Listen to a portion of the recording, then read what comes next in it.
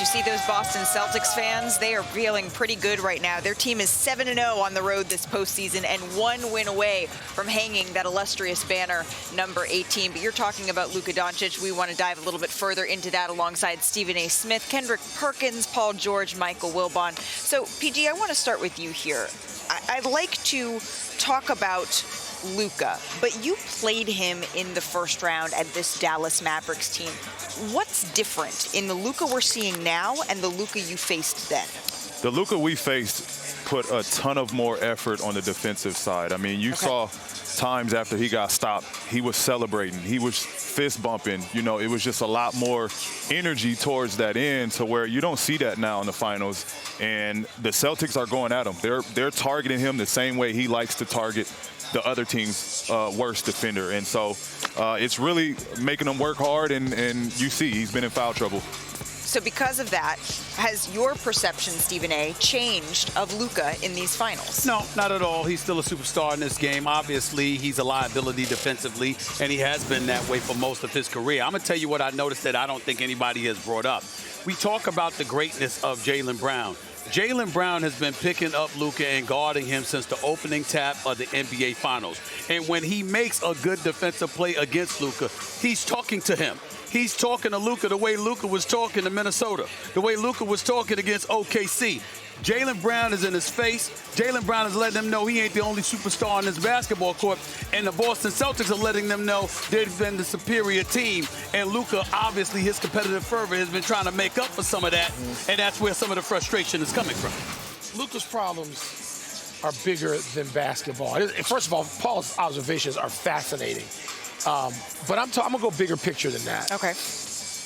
No, my perception hasn't changed, because Luka is a great talent, a great player in this league. He could be an all-timer if physically and emotionally he pulls himself together. Luka Doncic has been a petulant little baby for 10 years. If you talk to Brian Windhorst and others who have seen him play internationally, he gets himself kicked out of games. He's not concentrating. He's not engaged internationally. You can go from sea to shining sea. And Luka's been that person temperamentally since he was 16 years old. So is he going to become a great player or not? If he's going to become a great player, there's going to have to be physical and emotional discipline, which he has not displayed. We know he can do everything on a basketball court you can do.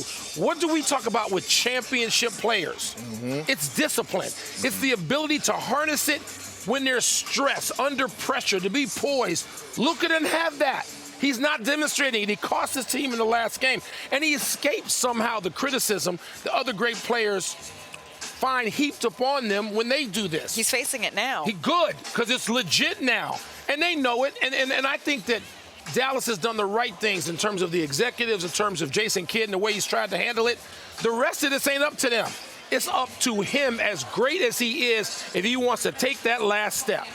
That last step of being in the conversation of best players. He's not in that conversation. Is he a superstar? Yes. Is he a great talent? Yes. But we have to start setting a standard when it comes down to best players in the NBA, right? We saw Steph Curry take that leap in 2022 on both sides of the basketball. We saw Jokic last year take that leap on both sides of the basketball. Look, the reason, Malika, you asked PG, you said, what's the difference? The difference was they were actually in the first round.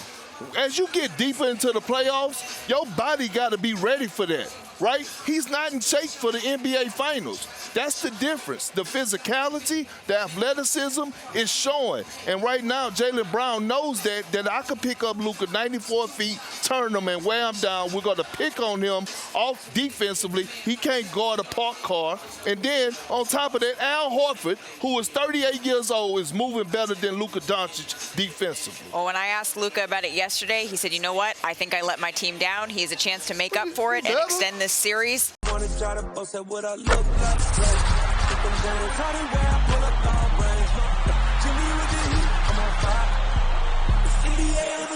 NBA